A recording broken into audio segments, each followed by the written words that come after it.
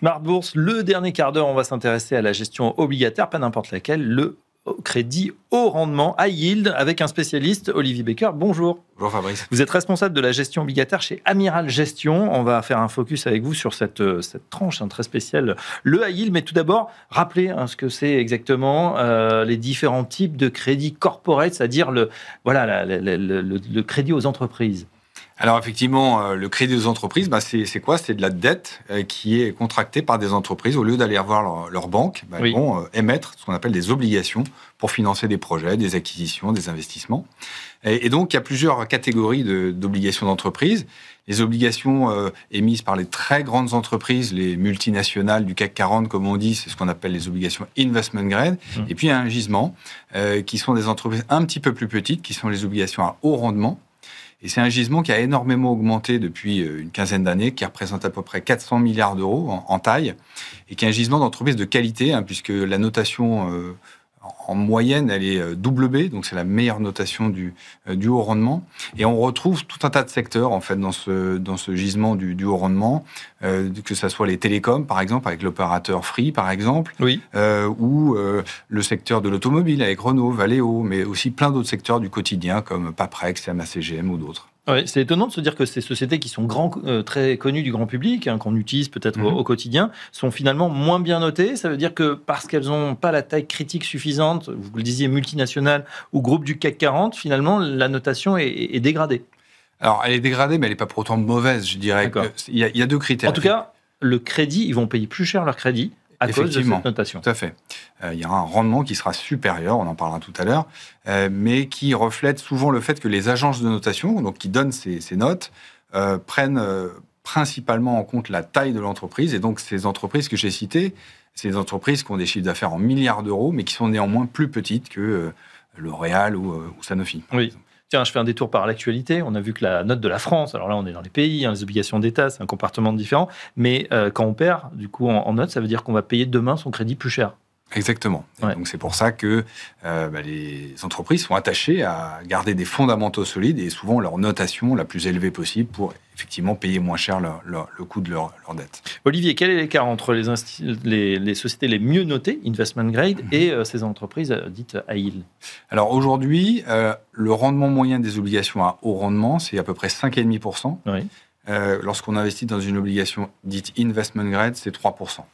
Ce qui est intéressant aussi, quand même, c'est de regarder la performance aussi historique. Et c'est aussi pour ça que le gisement du haut rendement, c'est aussi intéressant. C'est que ça a réalisé sur les 20 dernières années une performance annualisée supérieure à 6%. Donc c'est à peu près comparable aux actions européennes et c'est surtout 2 fois plus élevé que l'investment grade. Si je dis que votre métier, c'est d'être inquiet et d'imaginer le pire pour ces sociétés, c'est juste ou pas ? Se dire finalement, ce qui peut arriver, c'est le défaut, c'est-à-dire de ne pas rembourser, de ne pas être remboursé à la fin. Oui, c'est assez vrai. Et c'est une grande différence avec les actions. Les actions, il n'y a pas de limite à la hausse. Les obligations, il y a une limite à la hausse puisque le prix, il est au maximum à la fin remboursé à 100. En revanche, il y a une potentielle perte en cas de défaut. Effectivement, une de nos tâches, c'est d'analyser ces entreprises de manière très approfondie pour s'assurer qu'on va être remboursé à la fin. Oui. Est-ce qu'il y a un effet de la hausse ou la baisse des taux de la BCE sur cette classe d'actifs ?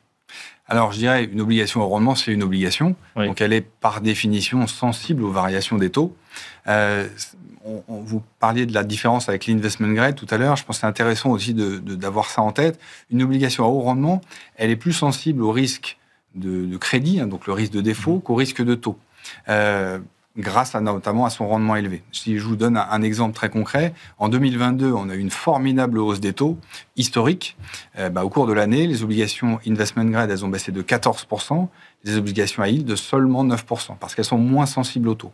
Donc encore une fois, quand on regarde une obligation à haut rendement, on va plutôt regarder le risque de crédit, et donc le spread, et donc les fondamentaux de l'entreprise, plutôt que les variations de taux. D'accord, donc finalement, c'est la conjoncture qui donne le là et qui va faire que les prix vont monter ou descendre. Par exemple, cette année 2025, je disais tout à l'heure, on n'a pas eu d'accident de crédit majeur, on n'a pas eu de faillite, par exemple. Ça veut dire que c'est une année plutôt tranquille. On est sûr qu'on va être à peu près remboursé si on restait dans cette conjoncture. Oui, cette année, c'est une année plutôt calme. Alors, il y a eu quelques situations, on a parlé d'Altis beaucoup dans les médias, évidemment, mais c'est vrai que globalement, les taux de défaut, ils sont très contenus, on est autour de 2% cette année, et donc c'est vrai qu'il y a assez peu d'accidents, et c'est aussi ce qui fait l'attractivité de la performance de la classe d'actifs au long cours. Oui, et par exemple, dans un passé récent, dans les quelques dernières années, quels ont été les événements de crédit, les accidents? C'est justement les entreprises qui sont parties au tapis. On pense à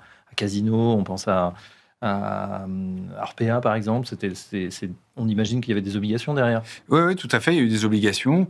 Il y a eu, souvent, soit il y a des sujets très spécifiques, effectivement, comme Casino, vous avez cité, ou parfois c'est un peu conjoncturel. Pendant la crise du Covid, il y a quelques entreprises qui ont fait défaut, notamment dans le secteur du loisir ou du transport, qui était à l'arrêt à l'époque. Mais après, ce qu'il faut regarder, on ne va pas rentrer dans les détails, mais il y a aussi le taux de recouvrement. C'est-à-dire que quand on a un défaut sur une obligation, on ne perd pas tout. Il y a un recouvrement qui peut être parfois relativement élevé, d'ailleurs. Il y a une seniorité aussi de cette dette. Il y a des investisseurs qui sont prioritaires en cas de recouvrement. Tout à fait. Il y a parfois plusieurs niveaux de dette, plusieurs niveaux de seniorité. Nous, l'avantage par rapport au statut d'actionnaire, c'est qu'on passe avant les actionnaires. Et donc, c'est pour ça qu'on a aussi un recouvrement en cas de problème. Mais on passe bien sûr après les salariés, les fournisseurs, par exemple. Mais au sein même des obligations, on peut choisir. Picard, par exemple, vient d'émettre aujourd'hui une obligation subordonnée. Et donc, on peut choisir d'être soit subordonné, soit avoir un peu plus de sécurité sur les actifs. D'accord. Donc, plus de sécurité, moins de rendement, moins de performance. Exactement. À la clé. Il faut choisir rendement ou risque, bien évidemment. Est-ce qu'on investit en ce moment sur le crédit high yield? On dit que c'est un petit peu cher, alors comme un peu toutes les classes d'actifs d'ailleurs. Oui, c'est juste. Alors, le haut rendement, ça dépend un petit peu de ce qu'on regarde. Si on regarde les spreads ou si on regarde le rendement dans son ensemble. Si on regarde le spread, donc la prime, le rendement additionnel qu'on a lorsqu'on investit dans une entreprise par rapport à prêter à l'État allemand qui est considéré sans risque, ce spread, on peut dire qu'il est assez faible aujourd'hui. On est à peu près à 280 points de base sur les obligations au rendement européennes. On n'est pas au plus bas historique. On a connu des plus bas en 2017, par exemple. On était à 250. On était même encore plus bas en 2007. Mais on peut décemment dire que c'est un petit peu cher, mais pour des bonnes raisons. Je dirais qu'on a aujourd'hui, on l'a évoqué tout à l'heure, de faibles taux de défaut, une conjoncture sans être extraordinaire qui est assez favorable en Europe, des entreprises de bonne qualité, qui sont bien gérées, qui sont saines. Donc ça, c'est les spreads. Mais quand on regarde le rendement dans son ensemble, on a des rendements qui restent assez attractifs historiquement, parce que la composante taux, elle est restée très élevée. Et donc, quand on combine les deux, on disait 5,5 sur le haut rendement. Quand on regarde l'histoire assez récente, ça reste un point d'entrée qui est assez attractif. Oui. Le 5,5, c'est pour quelle durée? On parle de duration sur les obligations. C'est émis à combien? Alors, les émissions obligataires au rendement, elles sont en général d'une maturité entre 5 et 7 ans. Oui. Et aujourd'hui, en moyenne, on a des obligations qui sont relativement courtes. On a une duration autour de 3 à peu près, donc ce qui fait un gisement qui est assez peu sensible au taux. Je l'évoquais tout à l'heure. D'accord. Si on rentre dans le détail, Olivier Becker, on a cette stratégie où on se dit finalement on peut se contenter de c'est pas mal, 6,5-7%, buy and hold, c'est-à-dire on achète et on attend et on croise les doigts, on va surveiller bien sûr le titre pour qu'il n'y ait pas de défaut, on va jusqu'à la fin et on sera payé, et chaque année ça détache le coupon, ou bien il y a une stratégie plus active qui va essayer d'être opportuniste, de vendre au bon moment, de racheter. Quel type de gestion vous avez chez Amiral Gestion? Justement, on a les deux. Il y a l'option, je dirais, d'un client qui est plutôt sensible à la thématique du rendement, et donc on va l'orienter vers Sextant Regatta 2031, qui est un fonds daté, un fonds à échéance, sur lequel finalement on est capable de capturer un rendement qui est assez attractif, et puis avec un portage à maturité, d'avoir une assez bonne visibilité sur la performance jusqu'au terme de la stratégie.